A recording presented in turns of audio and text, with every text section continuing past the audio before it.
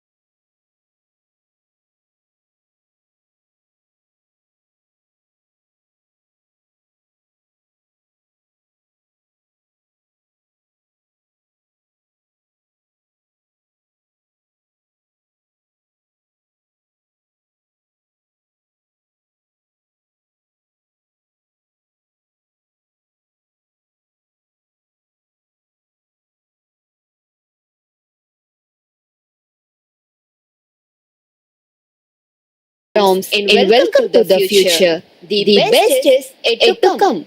Let me call upon Dr. G. Kanayan, Assistant Professor of English and Association President, to welcome the gathering.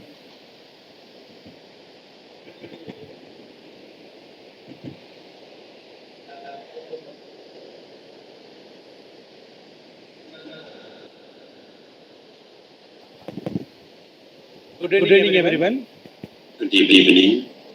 Dear respected Reverend Father Secretary, the guest of honor, Deputy Principal, Head of the Department of English, Coordinator of Sector 2, dear professors, and my dear students. Good evening once again.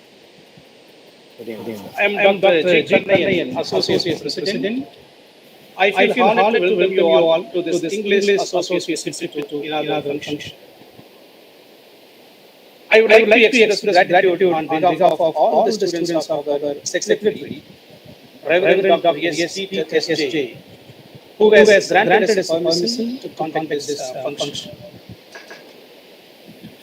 It is our pleasure to invite the guest of honor, Professor Saloni Rana, Head Department of English, Government College of Education, Jammu. We are grateful to you for having accepted our department's invitation and for your readiness to share your valuable time with us, ma'am.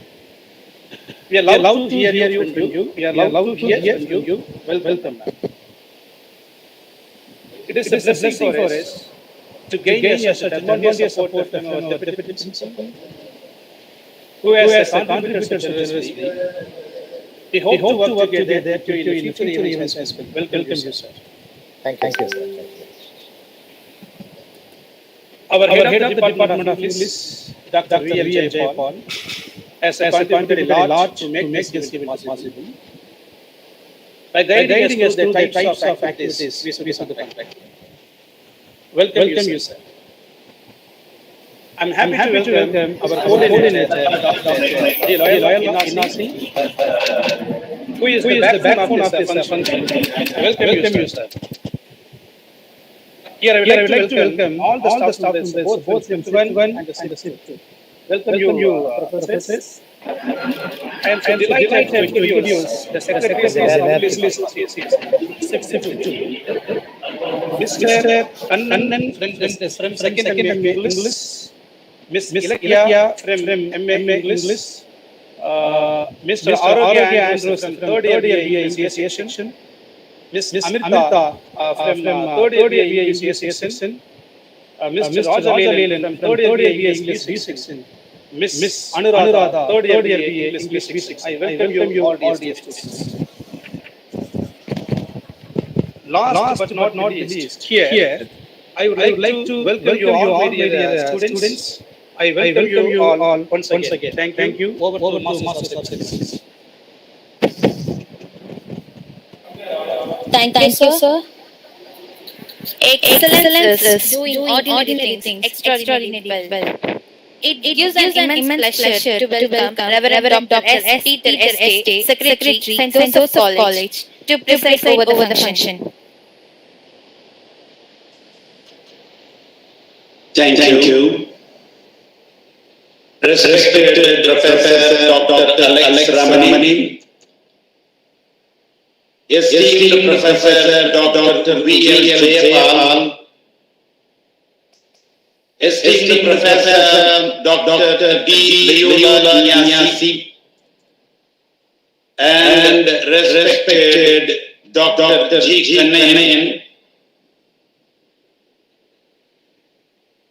esteemed professors, and my dear students, I am so happy to be present for the inauguration of English Association.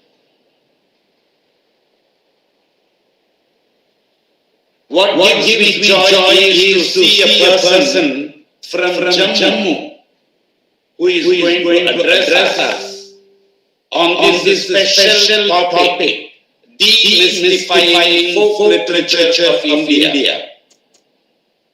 Professor Shalini, we are very happy to have you. On behalf of St. Joseph's College, we welcome you because you have accepted our invitation and addressed us on this special theme. But here I am to offer felicitation as well as present my presidential address. I will take most of my time if I am given a chance to speak about this topic.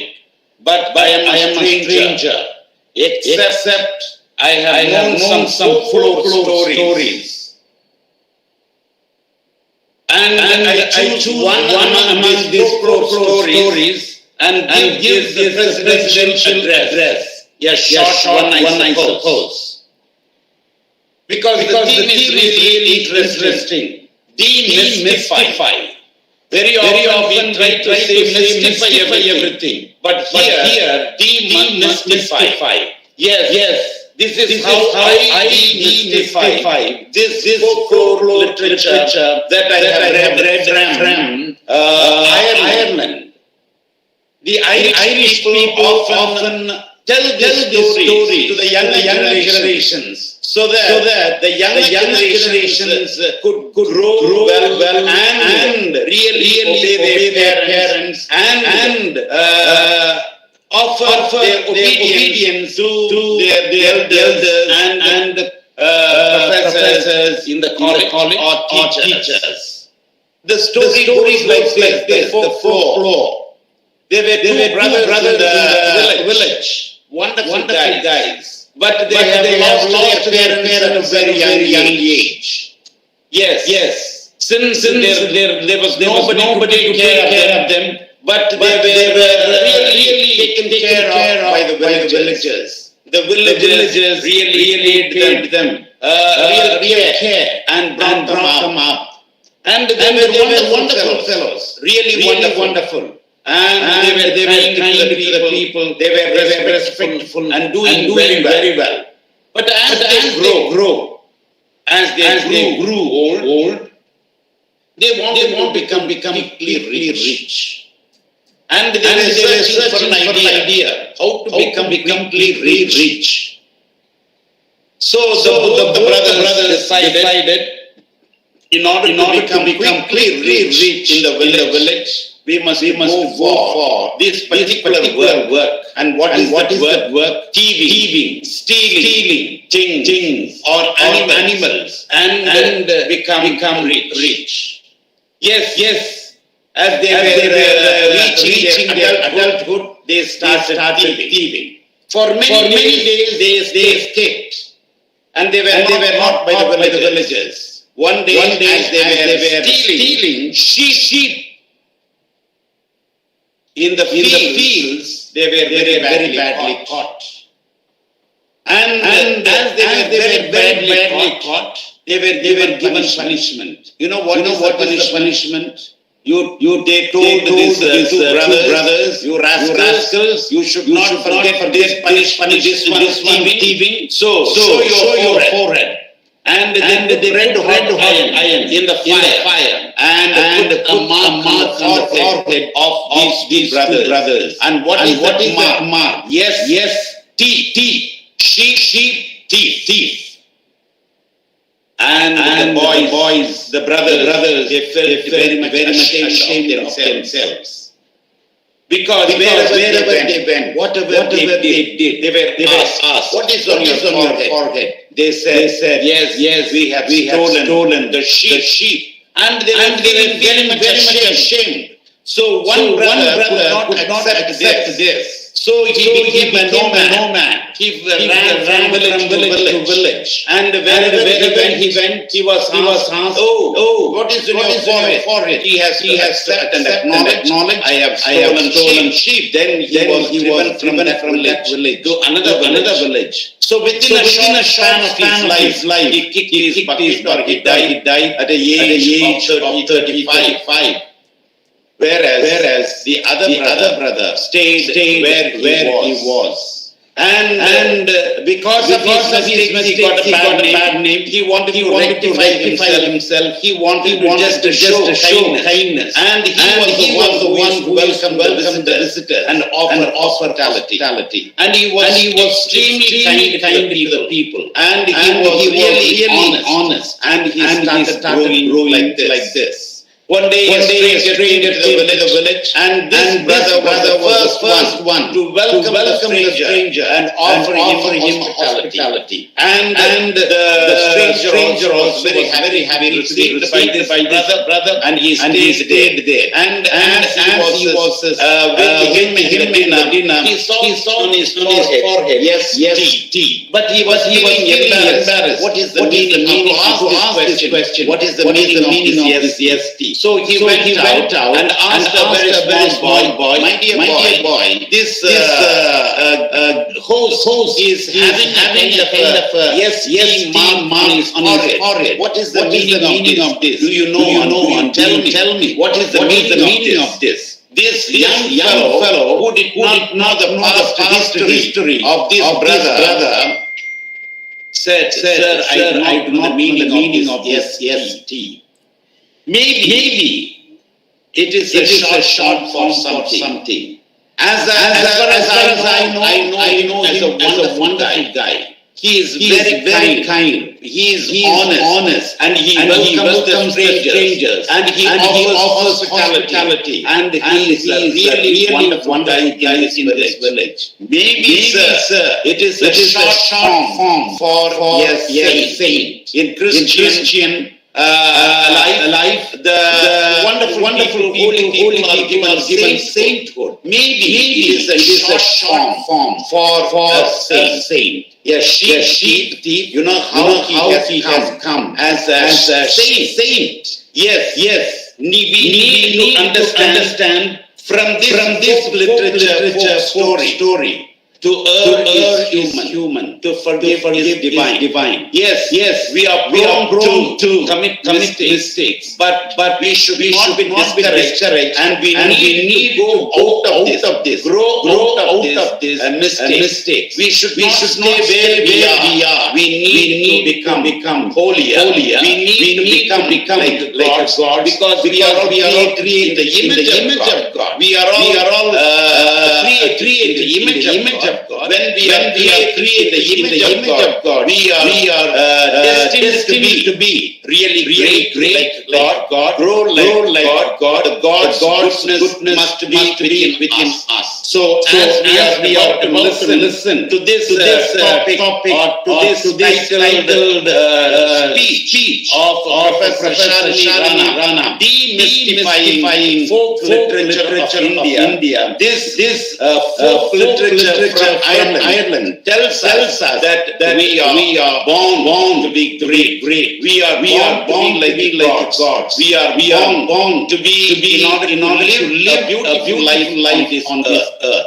But I wish the department which is having this inauguration of this English association activities, they do well. They should not merely learn the subject, but they must go in for developing their own strengths and become great. I thank the organizers for giving me this chance to be present for this inauguration of English Association, and I wish them God's blessings.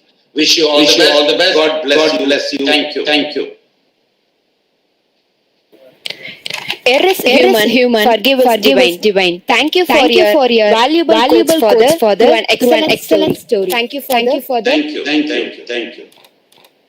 If your actions inspire others to dream more, learn more, do more, and become more, you are a leader. I am so happy to invite Dr. V. Alex Ramani, Deputy Principal of St. Joseph's College to deliver the presidential address.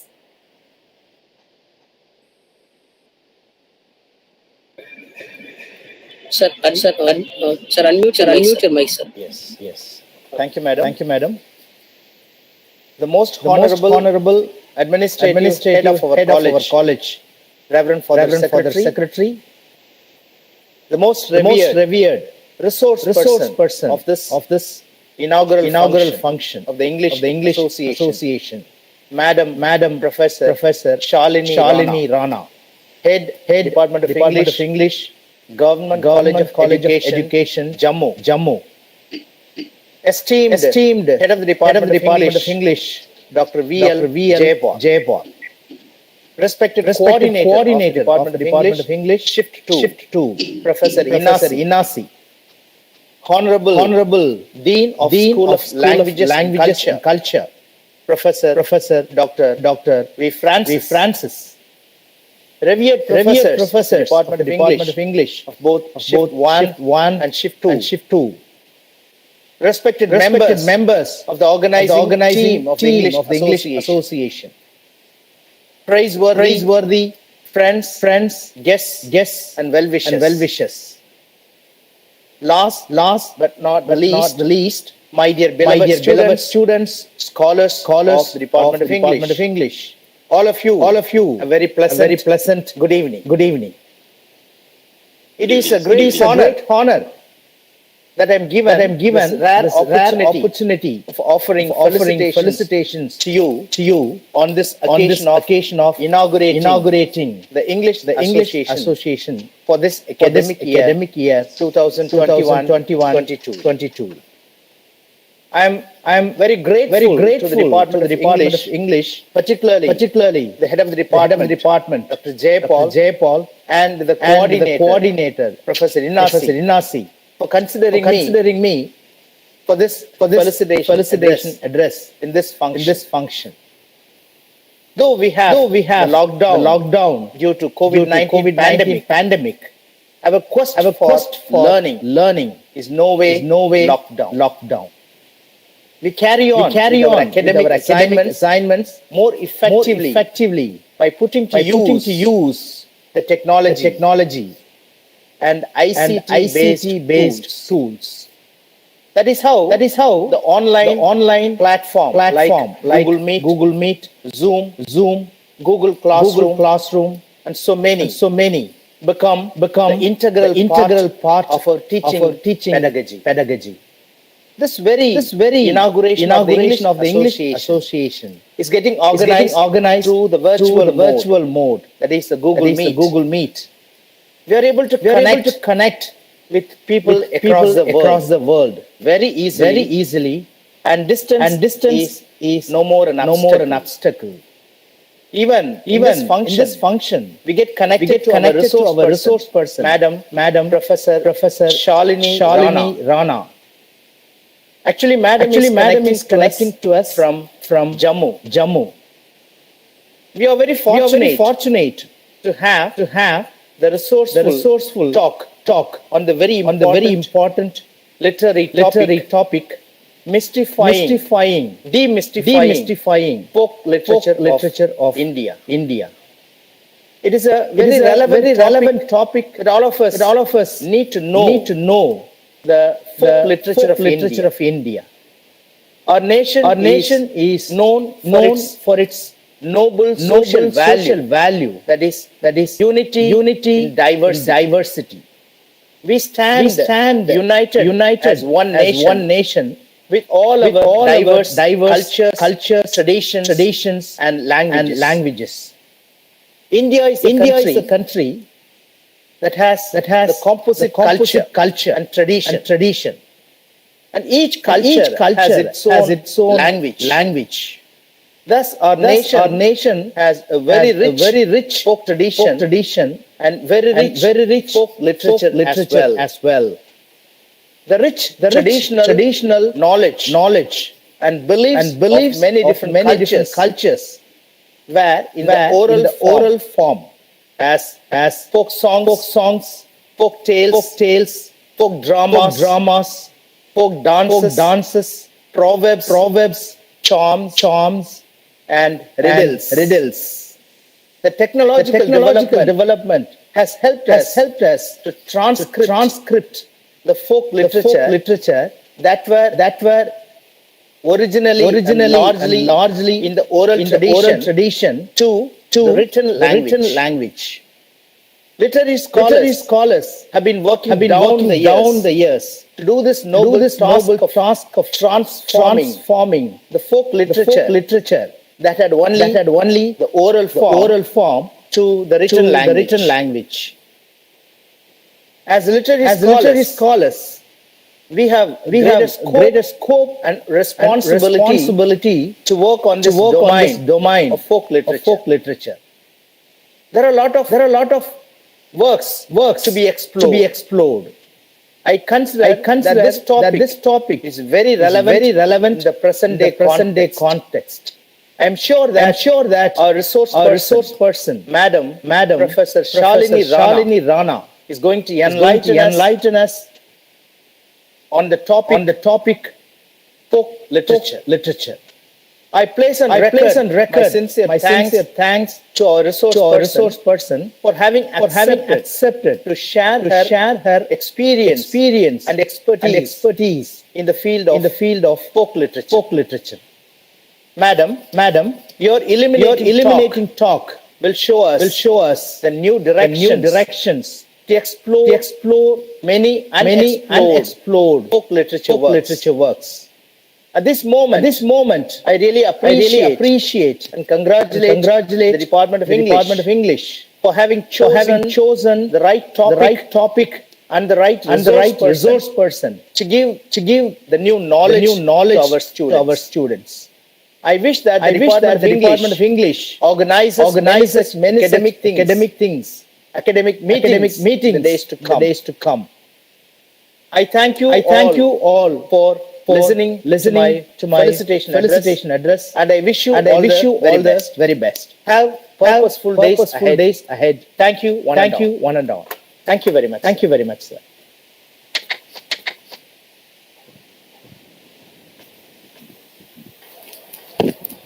Thank you, sir, for your sharing about the cultures and traditions. Coming together is a beginning. Keeping together is a progress. Working together is success. I cordially invite Dr. V.L. Jaipal, Head of the Department of English, St. Joseph College, to give the presidential address.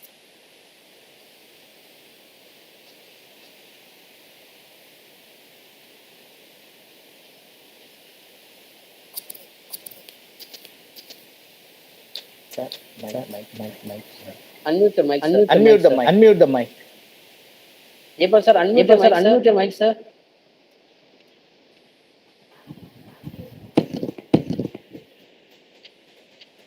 Yes, sir. Unmute your mic, sir. So turn on.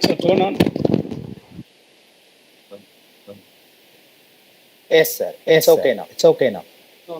No, again.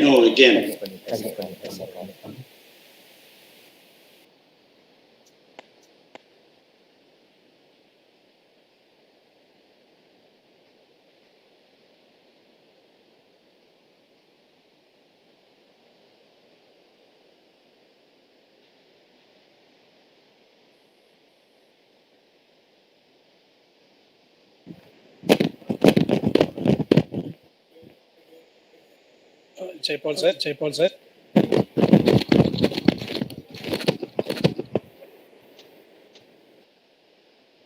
Yes. Am I audible? Now you are. Sir, yes, sir. You're audible, sir.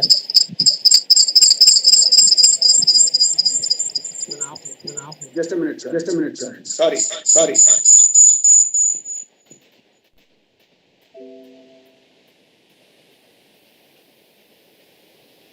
Am I audible now?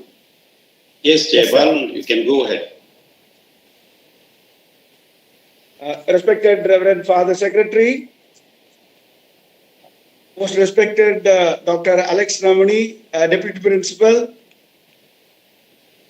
and the coordinator, Dr. Loyola, the Association President, Dr. Kanayan, and the Vice President, Dr. Gilbert Mary,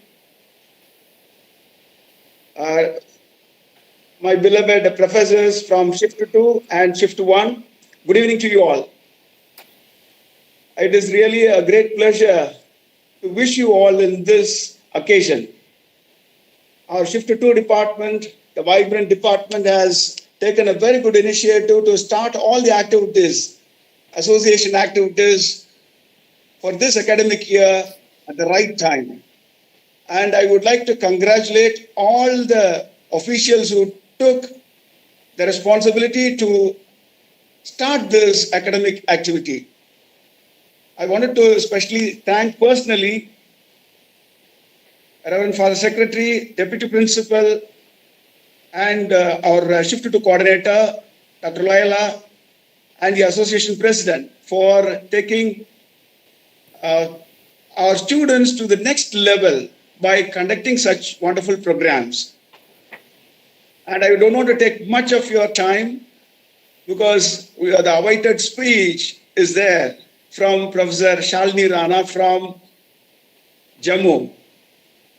Ma'am, thank you very much for accepting our invitation.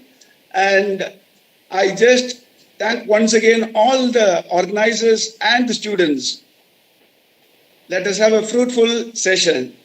All the best. Thank you. Thank you, sir. Thank you for presiding over the function, sir. To call upon Dr. G. Loyola NRC, Assistant Professor of English and Coordinator, to introduce our chief guest to this wonderful occasion. Good evening, everyone. I very much delighted to introduce today's speaker, Professor Shalini Rana. Welcome you, ma'am. So Professor Shalini Rana is presently working as head of the English in Government College of Education, Jammu, affiliated to Cluster University of Jammu and Kashmir.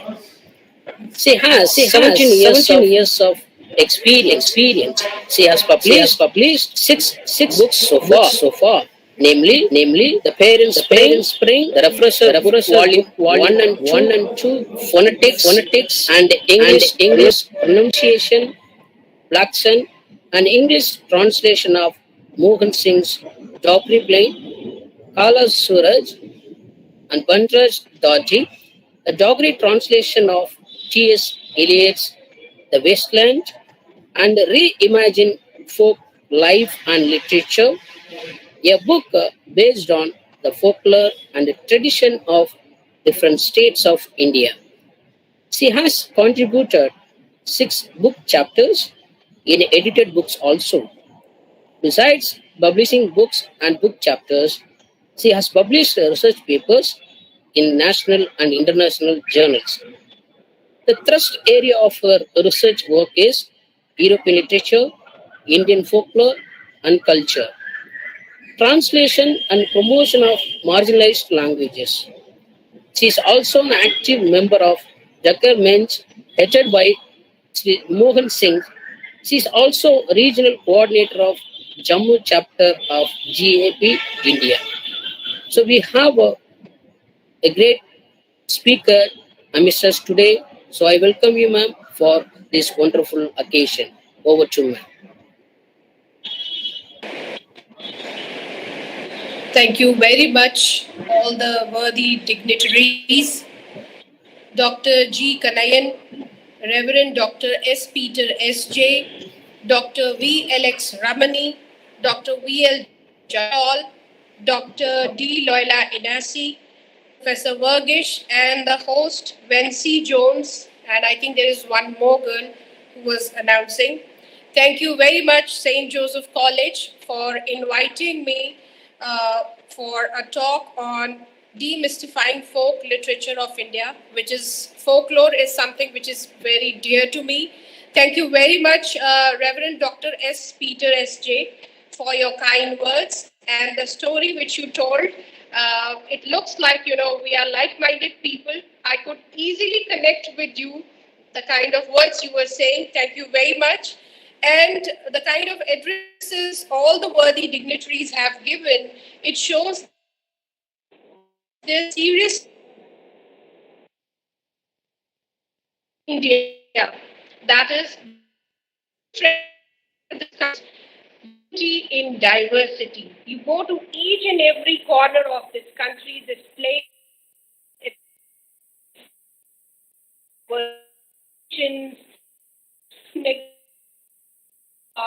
now scholars, researchers, they are rediscovering, they are revisiting and part of it.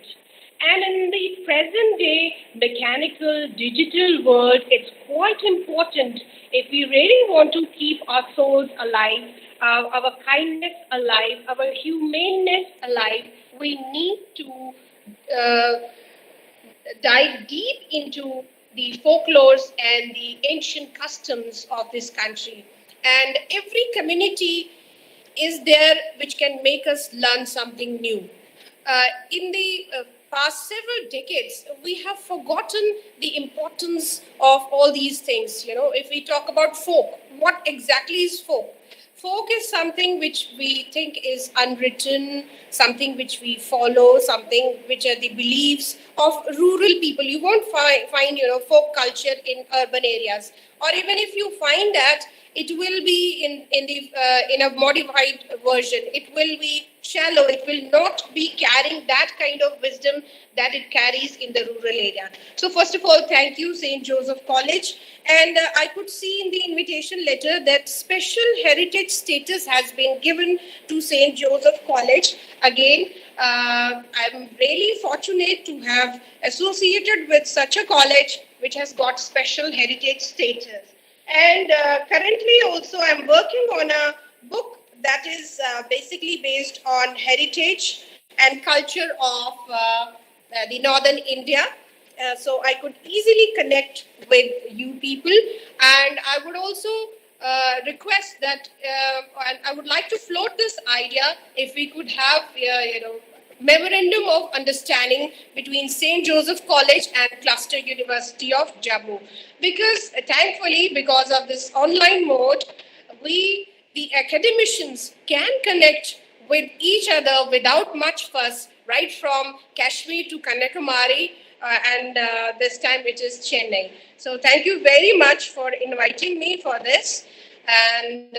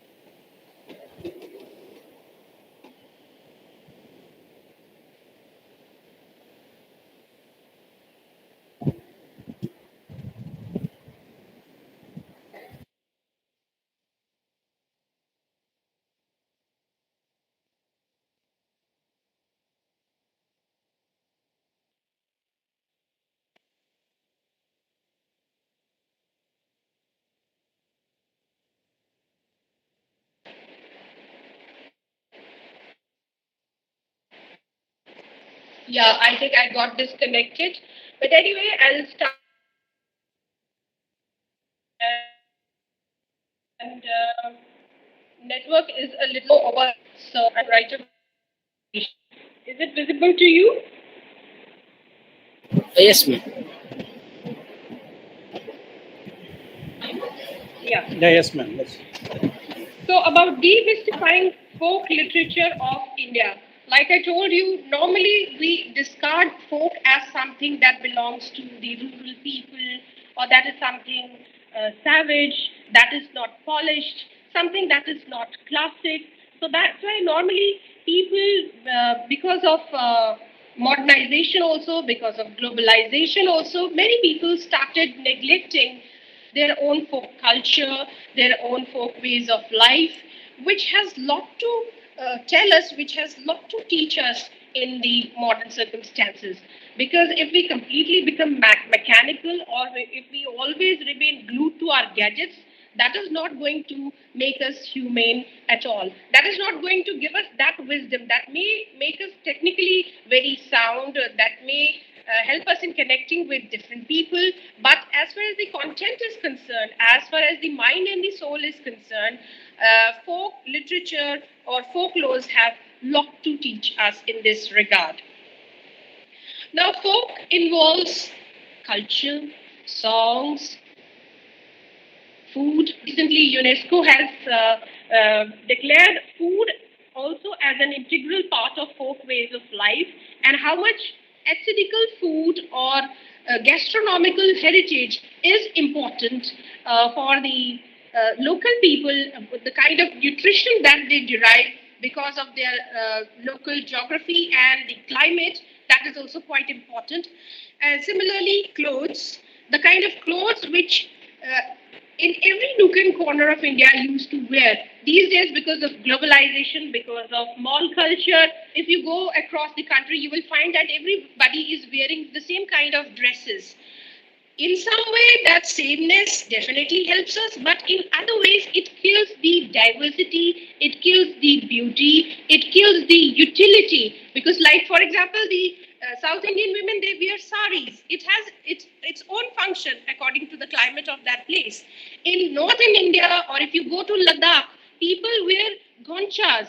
Gonchas have special function according to the climate of that place. If the people of Ladakh start wearing jeans in winters, definitely they will have a lot of problems. So even clothes, the intricacies, the designing, the embroidery, the variety of art and craft that goes into making a fabric, the types of fabric, and the kind of artifacts people use, that is also being rediscovered these days. Similarly, dances, they have their own value.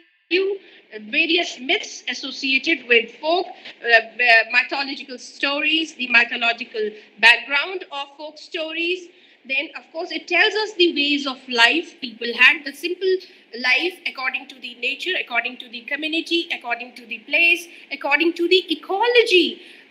People a few decades ago, they were more in sync with nature, they were more harmless to nature, whereas we people, the postmodern people, we have become quite dangerous for nature, for our ecosystem, because of all kinds of systems that we have produced, like artificial raining, seed clouding, and all sorts of things. Similarly, different kinds of rituals, which are people are following them even in rural areas these days without knowing much about them. It is quite important to understand why some particular ritual is being celebrated in a particular season, in at a particular time, during some particular festival, at a particular stage of a child or of a man or of a woman, or during marriage ceremonies. Why are we following all these things? So there is need to revisit them. Similarly, there are many folk games also in European countries. Many people are reviving old fairs, festivals, games, and of course artifacts, to mention a few. Of course, there are many other things that comes under folk, but overall, if we talk about ways of life, that includes our folklore and folk culture. Now, it was William Thomas who first used the term folklore in 1846. Folklore, if we talk about lore, it particularly talks about the traditions and beliefs that people usually follow. And later on, as formal study, as a formal discipline, people divided the folklores into like African folklore, Indian folklore, French folklore, and there were certain very interesting folklorists like Arnold von Gennep from France, who did a very detailed study. He went to several hundreds of places to collect the folk stories and all such kind of things, because in those days, because of industrialization, expansion, people were not paying much attention to folk. But many sociologists, anthropologists, and folklorists, they started doing studies, and later on the British imperialists also, when they came to our country, and many of them were missionaries. We are very much thankful to all those missionaries that at least they did the formal study. Even in India, like for example, there is a book, Folk Tales of Kashmir, written by Reverend J. Hinton Novels. I would recommend this book to all the young students if they are really interested in folk tales of Kashmir. I mean, he's a person, throughout the day, he used to work for the church, and in the evening, he used to write all the stories that he had collected from the Kashmiri people, the villagers, and he has mentioned the name of each and every person after the story. All these short stories, the folk tales that were told by him. So we are very thankful to these people. They did not know our language, but still they did so much of hard work. At least it is in written form. It is now available for us that we can study these books. Now, folklore as a discipline, it helps us in understanding or deciphering the role and efficacy of the customs, proverbs, and stories of a community. I would like to give an example of a hilly area of Doda district. It is known as Mini Kashmir also. It's a very beautiful place, and I would like to take this opportunity for inviting all of you. I would request the authorities that they should make a plan and do visit this place.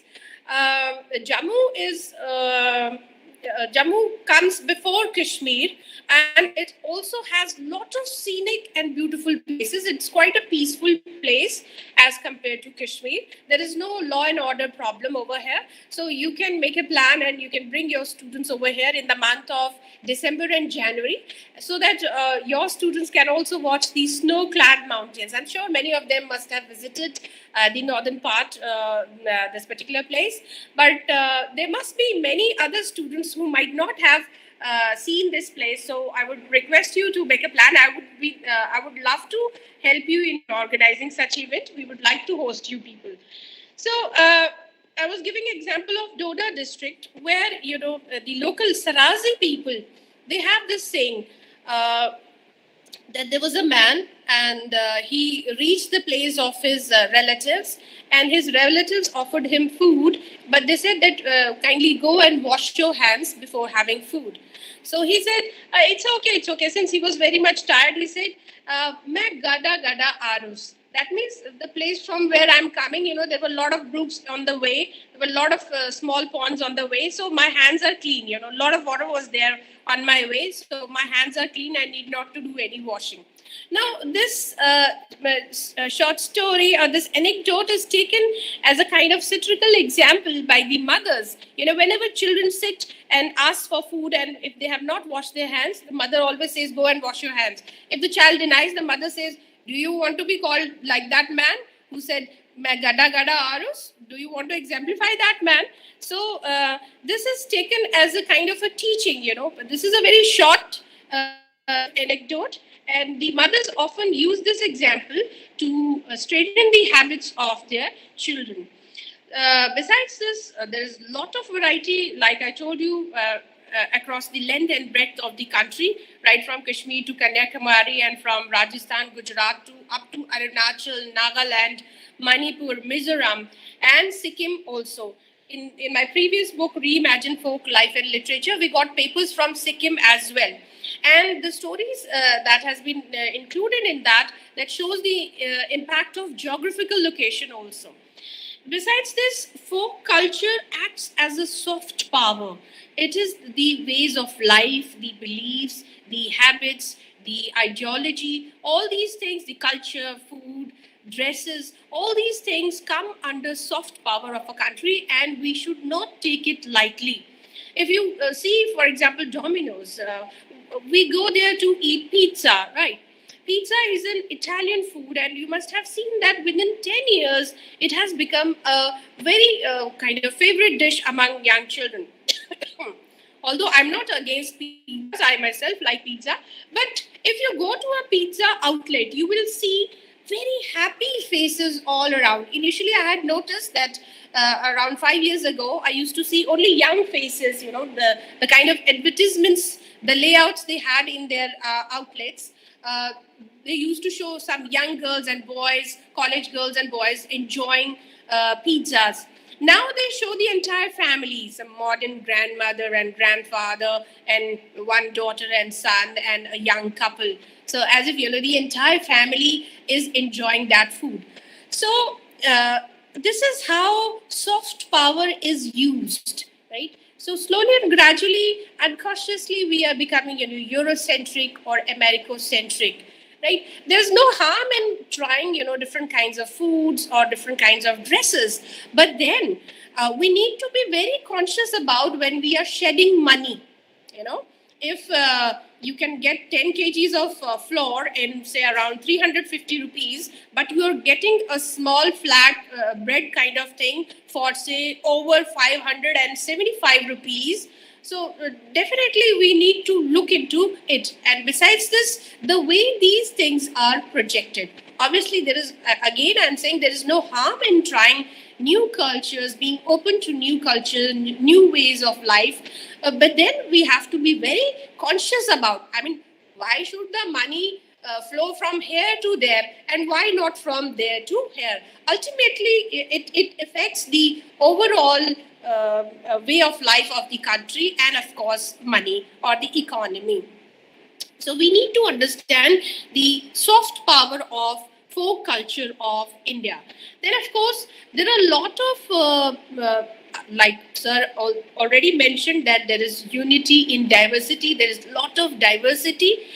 And when you will read the stories from Kashmir to Kanyakumari or from other places, you will find that definitely there is a lot of diversity, but there are certain similarities also. For example, if you take the stories of snake worship, you will find that in Kashmir also, every pond is named after a snake, like Takshak, Veri Nag, Vasuki Nag, even in Jammu also, in Punjab, in Himachal Pradesh, in UP, people celebrate Nag Panchami. In South India, there is a festival called Sarpakalam, and of course, I'm sure at other places also, we do find these things.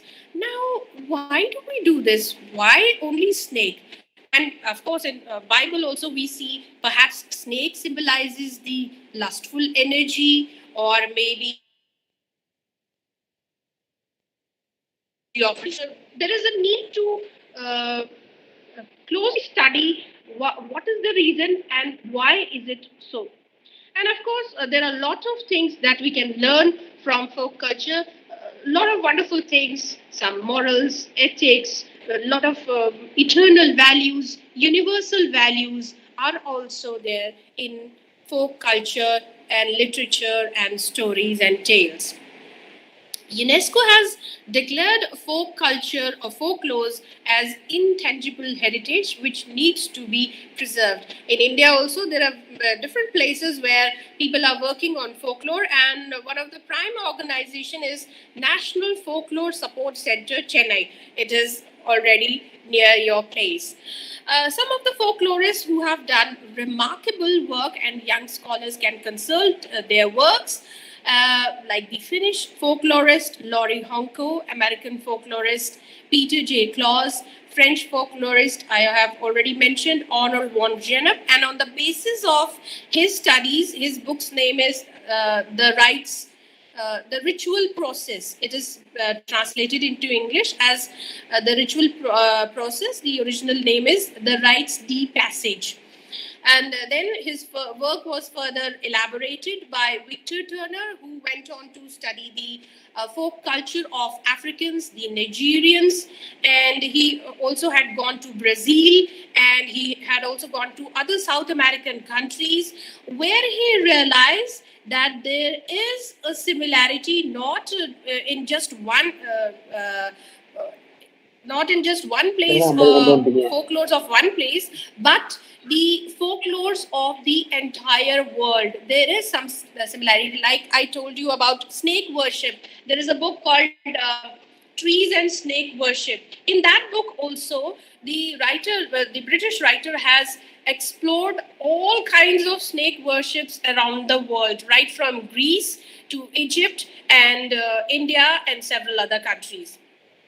Besides this, some of the important folklore books of the time of the British are the Indian Antiquary, Indian Notes and Queries, the Christian College Magazine, the Indian Evangelical Review. Before our independence, many missionaries who were very well educated, they did laborious work in collecting all these stories, and we are highly thankful to them.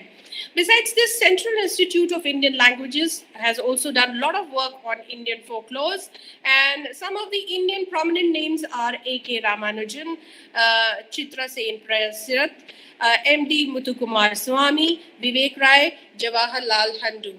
I hope I'm audible. Am I clearly audible? Yes, ma'am. Yes, ma'am. Yes, ma'am. You please continue. Okay. So within folklore, there are certain folklores which are more highlighted, like the Rajasthani folklore. It's quite popular, and the songs are also being, copied by Bollywood also. They take few lines from the original Punjabi culture, and then they mix it with their DJ's sounds, and they make it a peppy number. And of course, they earn a lot of money. Besides Punjabi and Rajasthani, but there are various other folklores which are being marginalized. So my focus is basically on exploring the untouched or unexplored folklore of India. Of course, I have started it from my place only. So here I'm just citing an example, and why do we need to analyze these traditions? I have taken one ritual of the Dogras. This is, I hope the pictures are clearly visible. I'm giving the example of prenatal and postnatal ceremonies. When a woman conceives and after the birth of the child, what are the rituals that are followed by the Dogra people of Jammu? Now, When a woman becomes pregnant, in the 8th month, what happens is the in-laws, they invite their neighbors and relatives and the parents of the girl also, and they perform certain ceremony. And for this ceremony, what they do is they bedeck a chair or a place where the girl is seated. And the very first thing is done is it is considered as a good omen that a barber woman, the wife of the barber, need to comb the hair of the pregnant lady. Now, see, normally people say, Indians are castes and this and that. But see, here in this part, in northern India, not only in Jammu, in Punjab, and in UP, it is considered as a good omen that the wife of the barber and the midwife, normally the caste who used to do the work of a midwife, they need to touch the tummy or the belly of the pregnant women. It was considered as a good omen or as a kind blessing. So the first thing that is done in this ritual is that the wife of the barber combs the hair of the lady, and after that the girl is given certain gifts. The would-be mother are given certain gifts by the parents and by the in-laws. Besides this, in this ritual, in this prenatal ritual, the couple of 7 castes are invited, including the barber, including the warrior class, including the Brahmins, the business class, and several other castes also. Overall, the family is supposed to invite at least 7 couples of different castes, and they are given food, they are given gifts, and of course some token of money also. And these 7 couples need to bless the would-be mother and father, so that they have a healthy child, and their generation further flourishes. So this is a very beautiful ceremony. You can see the picture, and in within this ceremony there is one stage where the brother-in-law, the younger brother-in-law of the would-be mother, or the younger brother of the husband, he takes an umbrella and he stands behind the bhabi. We call bhabi, brothers, elder brother's wife is called as bhabi. So here it also symbolizes that till now I was the youngest son of this family, or I was the youngest boy of this family, and now somebody else is going to take the place. So I'm here to protect him. I'm here to protect the future generation of my elder brother. So it is a kind of a blessing also, kind of an emotional bonding also, because normally we have seen what happens is as the family grows, people become very much, money oriented, and they feel like, oh, now the property will be divided, or now there will be many shares, those who are, quite materialistic. So, but in order to, maybe ward off that kind of belief, these kinds of ceremonies are held, and we need to analyze this from different angles, from different aspects. So it is a kind of a respect paid by the younger brother. And then later on, after the birth of the child also, in the postnatal stage, immediately after 21 days, it is considered that after 21 days, a woman becomes again need to be included back, or see, after 21 days of rest, again she is given a bath with various medicines. And there are a lot of songs for each and every occasion, for this chair also, for this ceremony also, for when the gifts are given at that time also. A lot of songs giving blessings to the would-be mother are sung by different people, by the relatives, especially the women. And when the child is born, first of all, the woman is supposed to wear white clothes. Perhaps this is the symbol of purity, that now again she's a mother, she's a blessed woman, and again she is bestowed with various gifts. And during this ceremony also, the parents bring different kinds of food, and that normally includes sprouts, and sprouts, then clarified butter, all the things which are meant to regain the health. And then there is one type of dish which is called as panjiri. I don't think it must be popular in South, because that's a very hot and humid area. But in northern India, we know very well that the climate is very harsh in the winters. So those dry fruits are largely eaten in winters. It's a good mixture of different dry fruits, almonds, walnut, and several other items. And the parents bring that sweetened dry fruit dish for the daughter. Again, all those dry fruits, they're full of good nutrients, which helps the women to regain the strength. So then another example which I have taken is the worship of the Nagas. Like I've told you, there is one historical canonical work by Pandit Kalhan. It is called as Raj Tarangini. Again, it is full of lot of examples of the local culture and the beliefs of people. And within this, I have given you the example of Sarpakalam. So I will not, touch that area, because you people are eyewitness to all those customs and rituals like Onam and several other festivals. So I have studied them through books, and you have seen it with your own eyes, and you must have participated in all those rituals and festivals. So I would be talking about more about the rituals which are prevalent over here. So in Kashmir, every pond, there are a lot of ponds, beautiful ponds and lakes. Like Dal Lake is quite famous, all of you know about it.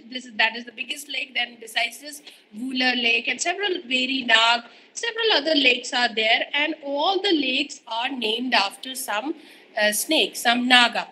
Okay. And these ponds and lakes were equally revered by the Shaivites as well as the Buddhists. There is one book by H.H. Wilson, in which he has talked about the snake worship in Kashmir.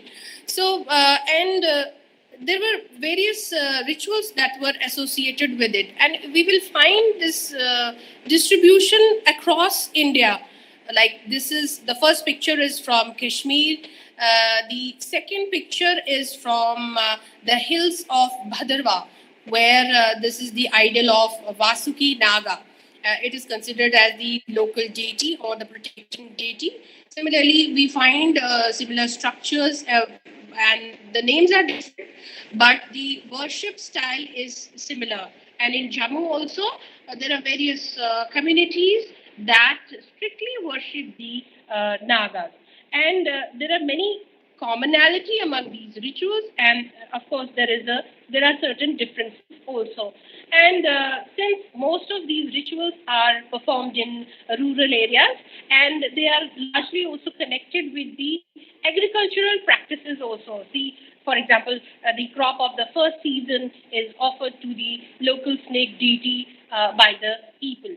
Now, within that, there are various actions and behaviors, then dishes, then steps or stages, which needs to be understood by the more postmodern scholars. I mean, we need to have a good look at it, why it is done so, or for how long it has been done so by the people. This is the example of Sarpakalam. This paper was contributed by Sujata C. From Kerala. And this is the example. These kinds of figures or these kinds of pictures are also drawn by people in North India. Not the same ones, but yes, they draw the figures of snakes on the walls. Here they are drawing on the floors with rice powder and other things. And but in North India, people do not make the pictures on floor; they make it on the walls. Now, coming over to the another folk lore and habits of the people of the hills. Uh, in various folk songs, people come across the mention of certain medicines, local herbs, which then various other techniques of different kinds of alternative medicines are also mentioned in certain folk songs, which have been neglected, and the indigenous knowledge is also there. For example, here you can see the ram's horn. In certain communities of the hills of Jammu, Himachal Pradesh, people use this to to remove body pain. Kind of a physiotherapy or acupressure is done with the help of this. And now, only few local people are left who know about it. Because of the impact of modern education. The youngsters, they hardly know about it. Only few old people are left in the villages who actually know what kind of herb is there, which is used for a particular disease. And these are the certain places which are quite popular, which are visited by the communities. Now, the fairs and festivals which the local people they follow, other than the main festivals, the minor festivals which and the fairs which are celebrated by the local people, it acts as a kind of social bonding also. People from different places, they gather. Then these are the places which are also used for matchmaking. And then many people go for haircut of their young ones, called as mundan ceremony or tonsuring ceremony. So one needs to understand these things, and those who are living in urban areas and especially metros, they hardly know anything about this. And even if they come with their families, they stand as mute spectators, and for the sake of pics on WhatsApp status, they take certain pics because the places are quite scenic also, and then they just go away. So, but as scholars, we need to look into the nuances of these rituals. Then, if we would talk about folk songs, it has many functions. Like here, you can see women are doing ruhai or rice cultivation. I would like to mention this song. And if we closely analyze or study these songs, they also tell us how women were treated, what was the condition of those people, what were the different social classes, how they were treated, what was their social standing, whether they were exploited or not. So they are full of stories. For example, this is a song which is usually sung by women while working in the fields, and because they work together, they sing together also, and it helps them in forgetting the laborious work or the laborious work.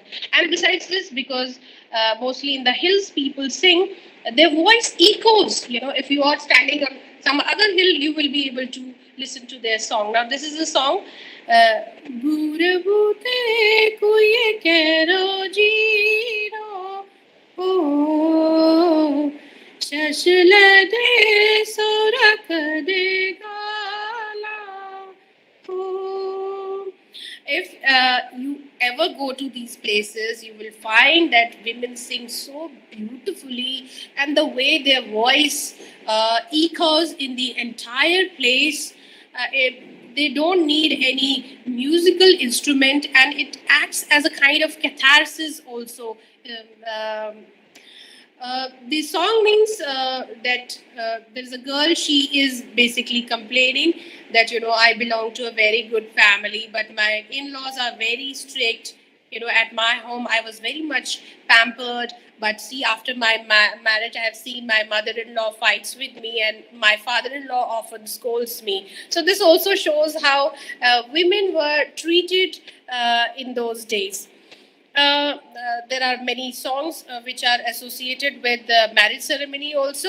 I hope I'm not taking too much time, Dr. Loila.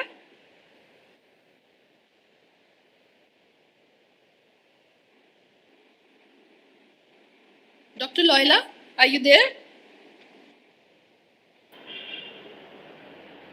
Ma'am, you can continue, ma'am, up until 5:15.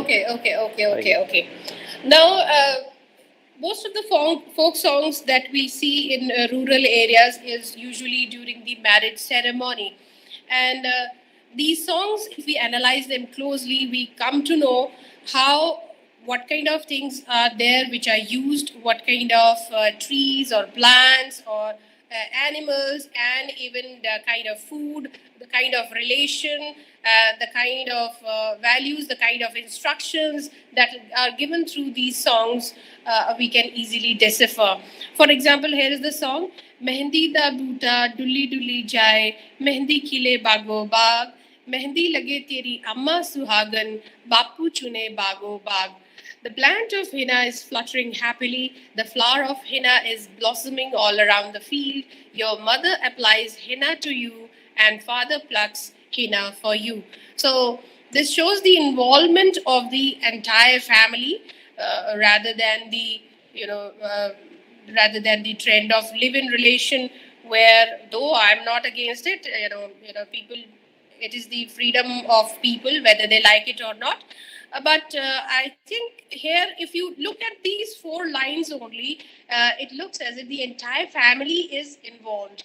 And of course, if entire family is involved, entire culture is involved, and of course, a sense of responsibility is involved in beginning a new phase of life.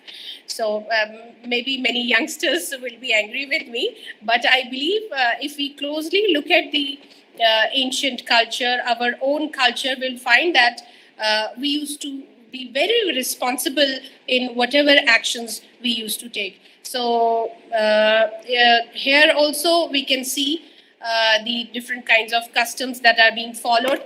There are so many folk festivals which are entirely based on women or which are followed by women, the young girls. Then, just like Valentine's Day, there is a festival of Kamadeva, in which people used to follow in medieval Kashmir, and in that the husband was supposed to give special gifts to his wife. So there were, these kinds of. We had our own set of festivals, which are now being, which are now coming from the Western countries. So there are many festivals, like I was telling you, which are particularly followed by women. So if we look at it closely, we have seen that culture is largely carried by women. If we look at any custom, any festival, men are not that much aware of how we have to do it. Mostly they ask the women of the house that what they have to do. They take the instruction from the women. How they just stand like a bystander, or spend money. But the actual knowledge of the custom, or how it has to be done, or the process, is largely centered on women, and only women know about it, especially the elderly women of the family. Whether you go to a marriage ceremony or any other old custom or old festival, you will find that it is the elderly women who instruct the youngsters about what they have to do next. This is a culture which is followed by Bhadravi women. Like in the entire North India, people follow Karwa Chauth. They have a special occasion called as Kun Chauth, in which they worship goddess Parvati for the well-being of their husbands. So normally in our country, women had been very kind, and they had been neglected. That's why we are seeing a lot of different kinds of revolts by them. Otherwise, the women of our country were one of the best women, and all they used to do throughout their life was to ask for the well-being of the son, of the husband, of the father, of the brother. All the festivals, you will see that the women is only desiring that the male member of the family should live long or should have a happy life. So I hope, I wish that our Indian men had respected our emotions, and we would have continued the traditions. So here I have taken the example of the traditional dress, or the ethnic dress, which is part of, and there are many songs also based on this dress. Here you can see the silver laces. In say just before, say 18 up to say 1900, this silver lace was not actually silver lace. This silver lace was actually people used to make it with the help of silver threads. So we were so rich, we were metal lovers also, precious metal lover, gold and silver, very dear to Indian women and overall Indian families. So in this part of the region, in Punjab, in Himachal, and in Jammu, as well as in Kashmir, the Indian bride, or the Dogra bride used to wear this kind of dress. In fact, even the lower classes also, so-called lower classes, even those who were not very rich, at least the mother used to stitch or embroider a special suit, a special dress for her daughter of marriageable age. Say around 15, those times people used to get their children married off by 15 or 16. So the mother herself used to prepare this dress and she used to embroider it with the help of silver thread. So people were so rich in those times, and because of so much of wealth and because of the geographical location also, a lot of invaders were attracted because of our wealth, and these places had to bear the brunt of the invaders as well. So this is a beautiful dress. These days nobody uses silver thread, of course, because now it's quite beyond the reach of common people. Even rich people cannot afford to have only the billionaires of Ambani types. Only they can afford to wear dresses made up of silver thread. But otherwise, every mother used to ensure that she should make during their leisure time, when they had no work in the fields, in their leisure time, they used to prepare, the women of the house used to prepare these dresses with the help of silver thread. So if anybody asks you about Dogri suit, do tell them that yes, we know very well what kind of Dogri suit is there. Big dupa with lot of embroidery of silver, but nowadays we use only silver laces. Like I was telling you, the geographical location of our place. If you look at the map of India, before 1947, Pakistan was also part of India only. So you know the upper part was quite open to the invaders from Afghanistan, Iran, and other places. So we were many a times we were attacked by them, and we used to remain disturbed because of our geographical location, because of frequent invasions. So here you will find, I don't know about the south, but here you will find even today people, their first preference is go and join the army. Till say 90s, every male member, at least one male member of the family, used to go join the army, right? So soldiering was a preferable profession of the male members of this place, because obviously, because the tradition was that they were mostly attacked by the foreigners, so they had to remain prepared to thankfully still, after hundreds of and thousands of invasions and looting, still people were able to preserve their culture. Hats off to them. So if you the folk songs, Dogri and Punjabi, and you might have seen even Punjabi pop songs where you might have seen the Sardar is, carrying some gun. Okay, there are many songs which are based on fighting, and you might be wondering that why these North people are so violent. It is because they had always been attacked by the foreigners. So perhaps, but now thankfully, because of the changes and largely we are a peaceful country now. Things are changing, but till I think late 70s, people preferred the male members, the Punjabis, the Himachalis, the Dogras, even the Kashmiris, the people of UP, they preferred to join the army. So soldiering was a favorite profession, and of course, then the songs also reflected the same thing. If you look at the songs, that like there is a song, type of song which is called as Park. Okay, the pronunciation is Park. So Park is basically a song which is normally sung in the hills, and the singer closes one ear and then sings at a very high pitch. It is done without music; no music is required. But this song is a kind of meditation also. For example, the kind of sounds they produce.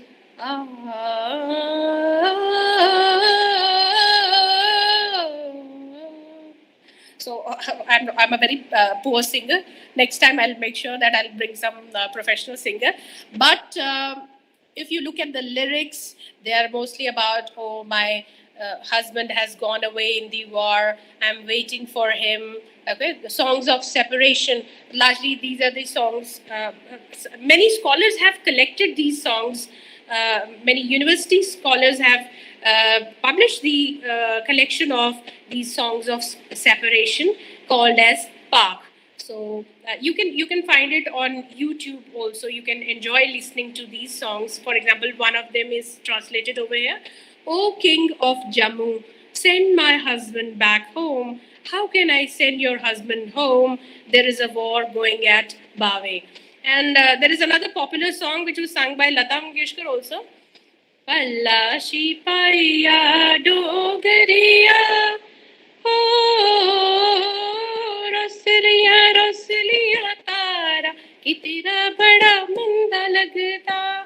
That means, oh my beloved husband, you have gone to a very far off land, and though the weather is fine, but still I miss you a lot. These are some of the folk heroes. I have taken only one example here, though there are many folk heroes, and there are many folk songs based on them. This is General Zorawar Singh.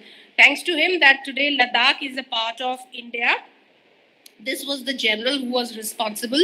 He was in the army of Maharaja Gulab Singh, and you can find more about him on the net. Zorawar Singh was a very tough soldier, and why we should study this folk hero, or why should we closely analyze the songs? We find that these people were physically so strong.